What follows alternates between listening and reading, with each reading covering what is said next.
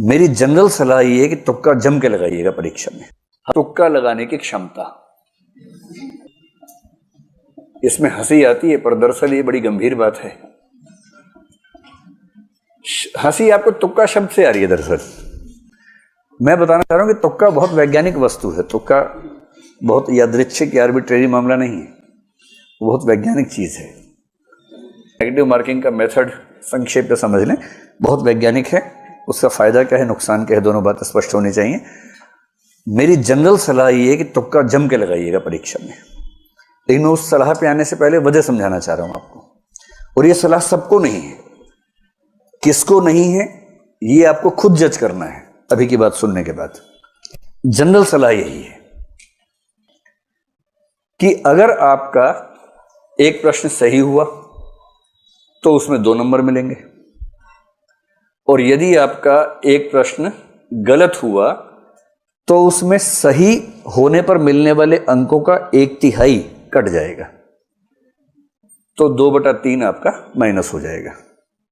2/3 का सरल सा मतलब क्या हुआ, कितना हो जाएगा, 0.66 नंबर आपके कट जाएंगे। अब इस तरह से बात समझना मुश्किल लगता है, इसको हम सरल भाषा में समझते हैं। मान लीजिए कि आपने पेपर देखा, उसमें प्रश्न क्रमांक 1, 2, 3 और 4, आपको चारों का अता पता ही नहीं है बिल्कुल भी। आपको यह भी नहीं समझ में आ रहा कि ये वही पेपर है जो मैं देने आया था, कोई और पेपर है, समझ नहीं आ रहा है, कुछ भी नहीं पता आपको उसके बारे में। ऐसे 4 प्रश्न हैं। सिंपल प्रोबेबिलिटी है कि चारों प्रश्नों में 4 ऑप्शंस हैं और आपको एक भी नहीं आता है। आपने पहले प्रश्न में 4 में से रैंडमली कोई भी लगा दिया, सही होने की संभावना कितनी है, 1/4 है। आपने चारों प्रश्नों में तुक्का लगाया, सही होने की संभावना कितनी है, 1/4 है। सिंपल लॉ ऑफ प्रोबेबिलिटी कहता है कि आपका 1 ठीक होगा, 3 गलत होंगे। 1 ठीक होने से 2 नंबर मिलेगा, 3 गलत होने से 2 नंबर कटेंगे, और इसका मतलब है कि आप 0 के 0 हैं। अगर आपने 4 प्रश्नों में तुक्के लगाए तो स्कोर आपका 0 ही रह जाएगा। इसलिए इन्होंने जो नेगेटिव मार्किंग की कसौटी रखी है कि 3 गलत प्रश्नों पर उतने ही नंबर कटेंगे जितना 1 सही होने पर कटते हैं, इसके पीछे का आर्गुमेंट ये है। इससे सरल सा निष्कर्ष है कि तुक्का लगाने से फायदा हो ना हो, नुकसान तो नहीं होता है।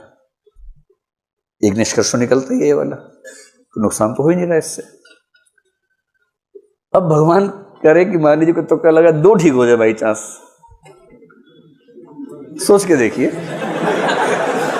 अगर ऐसा हो जाए, मान लीजिए अगर ऐसा हो जाए, 2 सही होने पर इसको 4 नंबर मिल गए, मिले ना, जबकि 2 गलत होने पर इसका जो कटा है वो केवल 1.33 कटा है।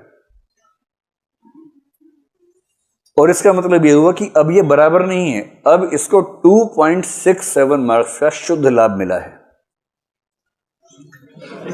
केवल इस वजह से कि इसने 4 में से 2 तुक्के सही कर दिए। आप मेरी बात समझ गए। और यदि कोई तुक्के में इतना माहिर है कि 4 में 3 ठीक कर दिए उसने,